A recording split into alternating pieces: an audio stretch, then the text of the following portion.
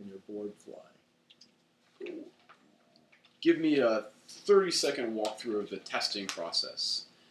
What does it involve? Wind tunnels, time on the water? No wind tunnels, no nothing. We've been through computational fluid dynamics experiments. We actually have gotten very close to being in a wind tunnel, but again, same thing. Even the aerodynamic expert that I've been working with for years, you know, it's really hard to quantify anything because what they do is they capture just kind of like moments rather than a whole thing. They can't simulate water conditions. They can't, you know, you're just getting a little glimpse. Yeah. And so on the water is the best. And GPS is a great tool because it allows you to look at all your tracks and see the angles and time of day, and if you're taking notes at the same time, you'll know, well, it's blowing this here, and then it got a little windier, and this happened. And so you organize that into it. A lot of times we have 2 sailors with 2 GPSs, kind of like a keep you honest sort of thing. And, you know, 2 sailors is a really good thing, switching back and forth, as long as you make sure that you're only changing one rig at a time, one element of any of the rigs. But most of the testing is just humans. Gotcha. And that, you know, long years ago, I said these words to a marketing guy: the wind can tell the difference. And Heath went like that, and you know where that is now. Well, the wind don't know shit. You can tell. It took me a long time to learn that. Human beings, the best windsurfing computer. Yeah, that's it. I mean, you know, you have it in your hands. Everything's working. You are getting the feedback, and if it isn't comfortable and if it isn't easy, then make it be that way. And that's what tuning's all about. And tuning is all about subtle balance, and subtle balance is all about little millimeters at the very end. I mean, you know, your board's 8 feet long, so if you move your sail in the deck a few, you know, a half an inch or something, that's a percentage of that length that's significant. Well, if you were doing that in a yacht, you know, moving the mast around 1 or 2% will make the boat balance differently. Same thing with size and functionality of the fin. You know, if the fin's weak and won't give you any lift and can't hold any pressure, well, that's going to give you a faulty reading on what the sail's like. So the whole thing becomes this little system: harness line position, boom height, board in the deck, fin size and shape, your body size and shape, and then rig tension. And rig tension is something that, again, when you downhaul to a certain amount, and you get kind of in the range of where it's good, plus or minus 5 millimeters will take, like in the case of our sails, 30 kilos one way or the other for 5 millimeters once you're kind of in the zone. When you're in the zone, say with a 7.6 of ours measured with a load cell, it's about 175, 180 kilos of pure tension on the rig. Some other brands... Are you talking about the tension that you actually need to create when you're pulling? Exactly, 180 kilos. Gotcha. But you're reducing that. Remember, because of the downhaul pulleys, system, you got a 4-part effective, say 4-to-1 effective if you count friction and everything. So you're reducing that 180 kilo pull maybe to 40 or 45, which is still, you know, you're pulling 80 or 90, 100 pounds, something like that. Yeah. On our sails. On a lot of other brands, it's close to 280, 300. So, you know, some are harder to downhaul because they have stiffer materials or a stiffer mast or, you know, really a ton of luff curve, so you have to really bend the mast, so that's why those values are high. But no matter what, when you get any sail tuned within its kind of range, when you move 5 millimeters plus or minus, you're going to make a significant adjustment to the actual tension that's in the rig.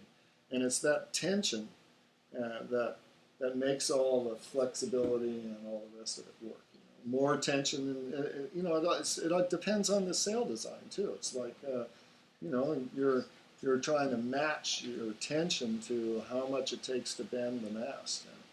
and it starts becoming this real circular thing. If you add more shape in the sail, and you don't put more tension on, when the rig loads up, the sail gets loose. Take away, you add luff curve and you don't have shape, and you want to down all the sail more, then you stretch the thing too tight and the whole leech gets all loose.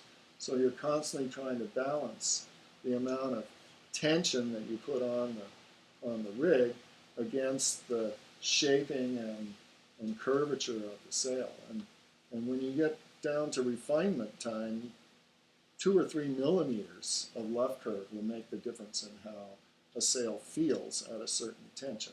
So this is what we're doing. This all the time, whether it's wave sails, whatever it is, the whole game is to make the tension right. Not, you can take 10 sails and look at them, and they all look sort of the same. They got a little loose leech here, they got something else, But the tension inside that sail could be developed completely different from one to the other, and that's going to make the sail feel completely different from one sail to the other. Our sails, we're looking like, to say in a wave sail, we want that sail when you release it, when you unsheet it like you're jiving, you want the thing to go so it's like a feather, totally disappears, completely just white. And then you shoot it in again, and away you go. But if the tension balance wasn't right, and when you sheeted it in, it was kind of stiff and tight, you might be searching all around to get, to find that spot that gets you going. And then when you get going, you have to be very careful to hold it in exactly the right relationship. Whereas if the whole thing is got this kind of opening and closing softness, then you don't have that happen. You're not looking around for the wind. It's just you shoot it in and you go. So that's our goal, is to make all the sails so that you get that kind of soft feeling. I mean, we don't succeed all the time. We have 90-some designs we try to keep track of. And sail design is an evolution, not a revolution. And when you have a revolution, or you come up with something that's radically different, you have a lot of work to do to get 10 or 11 designs all feeling the same and working the same. So anytime you change anything major, whether it's, we found switching out 4 mil to 5 mil material inside the parts of the body that took the tension was changing the way the sail felt. It's noticeable. So, if you were putting materials in places, even in the same design, you have to be careful that it doesn't affect the way the sail tensions are. Cool. All right. Last question. Where do we think windsurfing's going? Oh, I feel like it's really going to get better and better. All right. And it does. There's lots of people. I have this communication with folks all over the world. They just love it. Anybody who's doing it does it because they really like it, because there's so many things about it that are a pain in the ass. That you really have to like it, and you kind of, people that windsurf tend to be kind of into gear. They like gear. You gotta like gear. Some they like to fuss with gear, and that's part of the whole deal. It's part of what sailing's about in a way. It's having this stuff and taking care of it, and then having the satisfaction of making it go. And it's a different kind of human personality that relates to windsurfing. And maybe it isn't ever going to be a mass sport where everybody's out there like the bicycle. It's going to be. It's a little harder to learn than riding a bike. It's not going to go away. It's going to, a lot of kids are getting involved, and we have a huge youth thing happening here now. I think we sort of skipped a generation here on Maui because all the people were just having too much fun to have kids, and so they waited. But now their kids are old enough. Bet there's stories. Yeah.